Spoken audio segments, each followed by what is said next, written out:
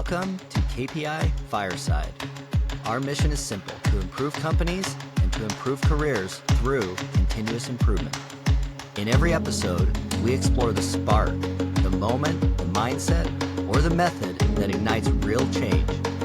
Whether you're just starting out or leveling up, you'll find the insights and inspiration to fuel your next improvement. Welcome back to KPI Fireside, a continuous improvement podcast. I am your host, Keith Norris. We are now 30 episodes in on this podcast, and we have heard from some amazing lean practitioners, executives, and change agents from around the world. And every one of them has brought a unique spark to the conversation. But when you listen closely, certain patterns start to emerge. There's common themes, there's shared struggles, and timeless lessons about how improvement really happens. In today's episode, we are going to pull together some of those threads, and you will hear some insights from these past guests and reflections from me as we explore what unites every great improvement story. You've got people, culture, teamwork, leadership, and the daily habits that make change last. For those of you listening to audio only, check out our YouTube channel for the video version, which will show you the podcast guest names. You can check out the show notes for more info. All right, let's get started. So the first theme that we're going to get into today is improvement starts with people. If there's one thing that every one of these conversations makes clear, it's that improvement really starts with the people.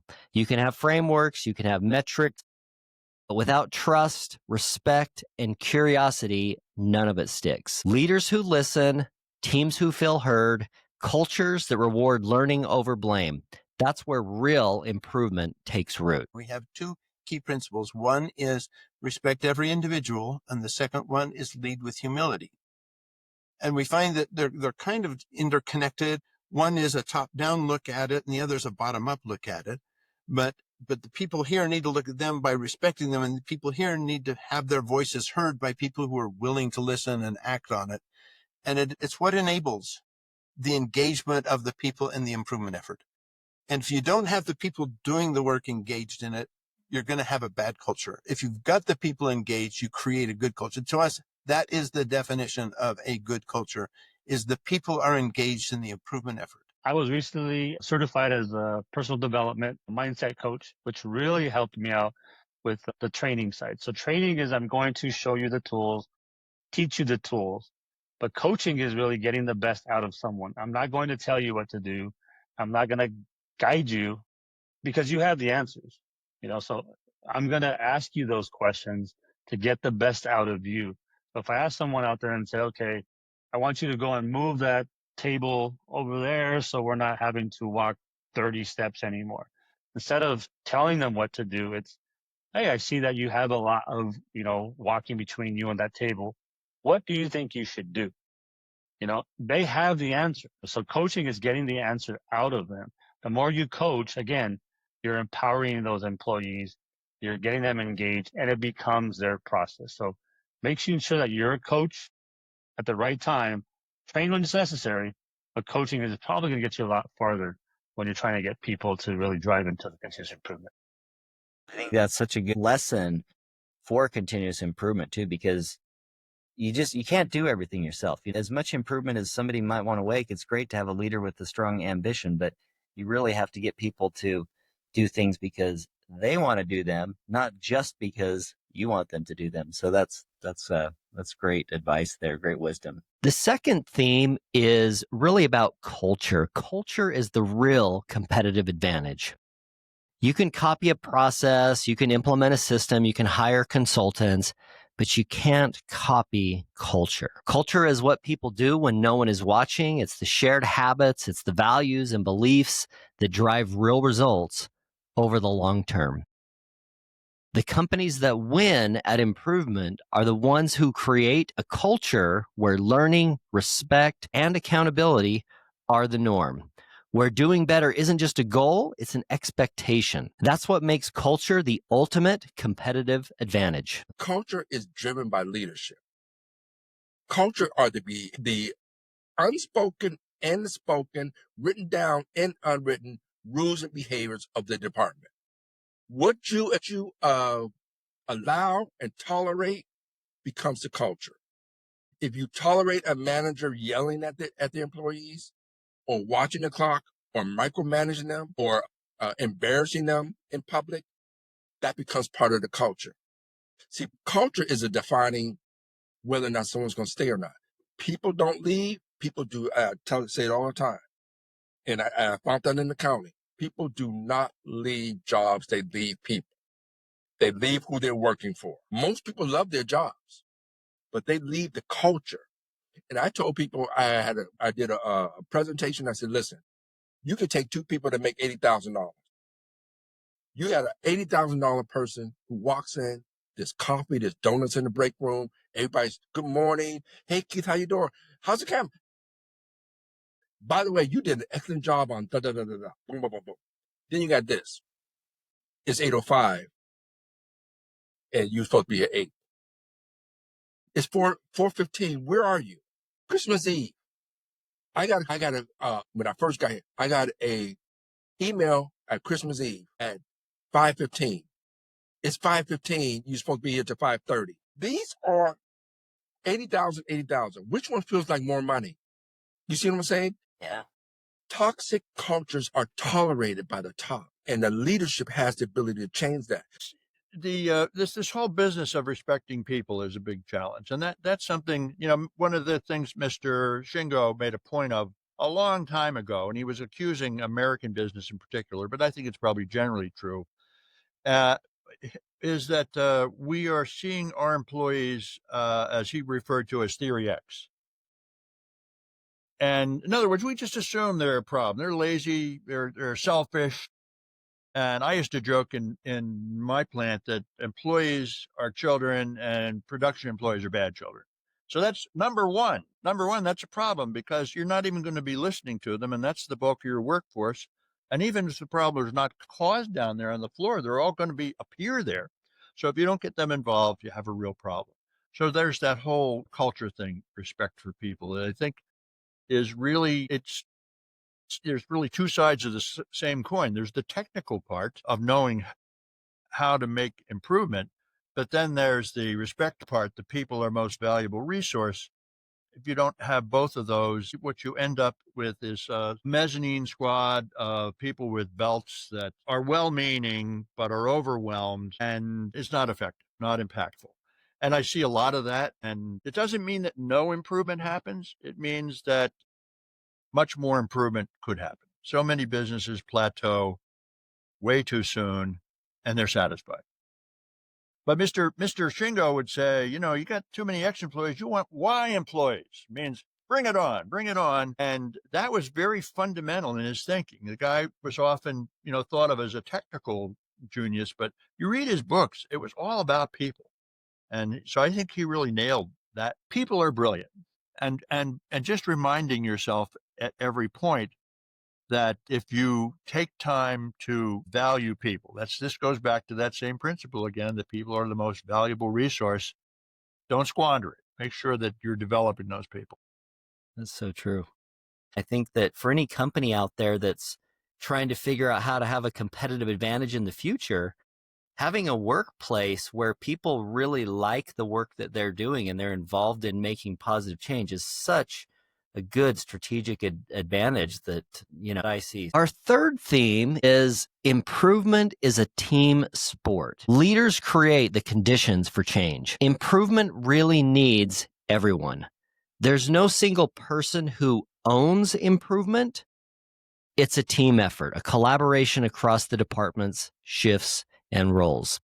When everyone contributes their ideas, small changes add up to big impact. It's not about hierarchy or titles. It's about connection and shared responsibility. That's when improvement becomes something everyone is part of, not something done to them. Change doesn't happen because someone announces it. It happens because leaders make space for it. The best leaders don't just set direction, they remove barriers, build trust, and coach others to succeed. While it's true that improvement is intrinsic, improvement isn't automatic. Everybody wants to improve, But for your improvement initiative in your organization to succeed, it's important to have some responsibility assigned for the improvement effort. As you grow and become a leader, and the leader doesn't mean that you have to have a direct report, right? The leader can be you leading the team, you leading the project, leading the group that interface with the customer, also called leader, right? And what I learned early enough in my career is that you can't do everything yourself. As a leader, if you want to have a multiplier on your result, learn to empower others. Bring them into the journey. It's just like when you go fast, you go alone. But if you want to go fast and go far, you go together. I think that's such a good lesson. I think when the list of things that you want to accomplish and do grows beyond what you're able to accomplish on your own, you realize you need other people on this journey. That's a great insight. So EQ is how people act from an emotional standpoint. What's their ability to understand? What's their self-awareness? How do they deal with emotions? And are they in a proper place to be able to improve something? Because when you go in or you have a meeting and say, hey, your process is broken, if they don't have that EQ, okay, they don't have that self-awareness or those self-awareness tools, what do you think happens? Okay, they shut down, they get defensive, we can't move the needle, that, hey, I don't have a problem, my department's fine, why are you bugging me? And then you have relationship issues, right? So that's the EQ part. And there's a lot of good studies out there that shows, IQ, what you have, what I have, that's it. We can't change that. Now we can study, we can learn, but ultimately at the end of the day, our IQ is really kind of what we're born with. Q, okay, is the number one predictor of workplace performance, is what studies are showing out there. So people and their EQ, if we can improve that, and then they're better prepared to launch into improving the business. So if I don't have the people in the right place, and this is something that I've learned, and you can't teach old dog new tricks and that kind of stuff. And I've really come to embrace that. Now, EQ, I've taken classes and I'm certified in it, those type of things. But ultimately, at the end of the day, it's working with people to really understand how they deal with their emotions and how they can become more self-aware, socially aware, because not only your self-awareness, but social awareness, right? It's a couple of elements in there that you got to be able to, deal with your own emotions and how do you deal with other people? Because then that leads into the teamwork piece, right? If you're going to value stream something out. So it's beautiful about how it ties into that. I use a lot of terms. I'm going, that's lean, that's kind of a Kaizen approach. Okay, that's a Toyota, approach. They don't understand that necessarily. They talk a little bit about how just business improves in general. So that's the EQ. The other part of it that we're working on, and it's a corporate-wide effort, is extreme ownership. And I don't know if you've ever seen this book. I'll throw this up here. So, it's how U.S. Navy SEALs lead and how they win. And, kind of what they did in the battlefield, in terms of wars. And obviously, kind of like medical devices, if you're in war, you're talking about life and death. Yeah. And so they have a lot of great concepts in there about ownership. Okay. So it's one thing, are you emotionally prepared, right? So EQ. And then, well, do you own it? Okay. And a lot of people don't own it, right? If they don't own it, then it's somebody else's problem. They're not being proactive. They're not staying on top of this. And so this all really kind of ties into how we kind of mirror these things together. And if the people are properly prepared, then we're going to move the business a lot quicker, a lot faster. People are going to be more engaged. We're going to have better decision-making. We're going to have improved coping. Professional relationships are going to be better. And, a lot of these things they talk about in Toyota, they just don't talk about it from that standpoint. The emotional side of things, I just really, like I said, I really never got it, but I get it now. And so I'm just a lot more aware of things that we need to do prep-wise in order to launch into really effective process improvement. Our fourth and final theme is improvement is a habit, not just a project. So improvement isn't a one-time event or checklist you complete. It's a rhythm. It's a process that you want to repeat. The most effective teams treat improvement like brushing their teeth, a daily practice that keeps everything healthy and sharp. From daily stand-ups and huddles to regular reflection sessions, it's the consistency that compounds the results. That's when improvement stops being an initiative and starts being a way of life. I always tell people, I say it this way, which is continuous improvement is a mindset. Process improvement is a methodology. So continuous improvement is about how you think and how you approach your work. And yeah, so I think of them as very different. Project management is about, we have the, this is rigor, right? We have this project that we need to manage, make sure it comes in on budget, comes in on time, and produces the results that we expect. Continuous improvement is empowerment. And it is, hey, this is in my way. This is slowing me down. This is preventing me from getting better. I'm going to take a look at this and figure out how we can do this better at every level of employee. So to me, that's the difference. And so, yes. So from a continuous improvement standpoint, if you were to just give it to a couple people and say, go continuously improve, it just can't happen in a vacuum like that. And so there will be frustration and there won't be any kind of gains really. You first want to find out what is the current, I'd say, company culture. What drives the company? Is it more sales? So do they have like a CEO or leadership, which is after we want to grow desperately, kind of no matter what the margins or the costs are, but we want to grow for whatever the reason? Or are they more marketing oriented, right? There's companies where I worked before, like Henkel, the German multinational. They're very strong on brands and brand value and brand image, or take Apple, for example, right? So if you want to drive continuous improvement, that is a mindset. It is obviously also a whole set of tools. It will become an organization, but you want to establish that mindset to say, in simple words, we want to be better tomorrow than we are today. And then the trick is defining that. What does it mean? What means better, right? And what means tomorrow? Is it a year from now? Is it 5 years from now? But that's where you start. And you typically start with the leadership of the organization to bring them on board to start that, I'd say, the journey, right? Because it doesn't stop with 10 projects. It doesn't stop with appointing 8 people and say, level 3 in the organization, we pick 8 people, you're going to do CI now and come back to us in a year and report on all the savings you've done. Also, a lot of people associate continuous improvement with cost savings. That's wrong, right? It can be a lot more. It can be an organizational continuous improvement that, the people work more efficiently, that you get, if you will, from an employer perspective, that you get more out of the resources you have employed. It could be a transformation that you go from a lot of manual work into automation. So continuous improvement can mean a lot of things. And I think the first one is to establish the buy-in into that mindset, being better tomorrow than today. And then describe to them on a leadership level, what would that mean? Because it means you're not happy with it today, right? You're not happy with a good year of sales because it could be coincidental because of market situation. You want to do the next. So that is, call it create a curiosity, call it, whatever, but that's the first thing. Then I would say still at that level, you want to define realistic phases. What do you actually want to improve, right?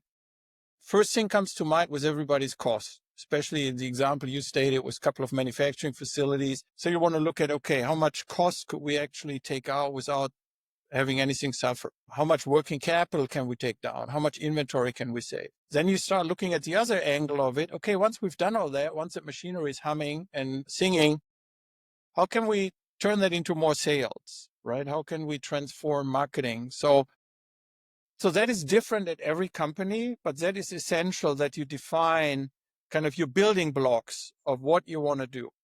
And then you break it down to the rest of the organization. Then you would invite, let's say, all the managers of a larger company, or you would invite all the operation people. And then you would create your case for that being better tomorrow than today. And especially important, the why. I'm a big fan of that why. So people got to understand the why. You also want to have them ask, okay, why do we want to do that? Why do we want to embark on that? And there's a couple of reasons, right? One, you want to be able to pay tomorrow's salary. I've yet to meet someone who doesn't want to have more money, right? Hasn't happened. If the last 30 episodes have taught us anything, it's that there's not one size fits all for improvement. Improvement never stops. So as we move into the next 30, I can't wait to keep learning from the people who are shaping what's next. For our listeners, if you'd like to suggest a guest, ask a question, or give us any ideas for episodes or content, you can reach out to me, Keith Norris, on LinkedIn. This concludes this episode of KPI Fireside, a continuous improvement podcast. If you've enjoyed today's episode, be sure to add a comment, like, follow, subscribe, check us out on the socials, and share the podcast with friends or colleagues who are as passionate about continuous improvement as you are. You can find us wherever you get your podcast. And until next time, keep driving progress and sparking change.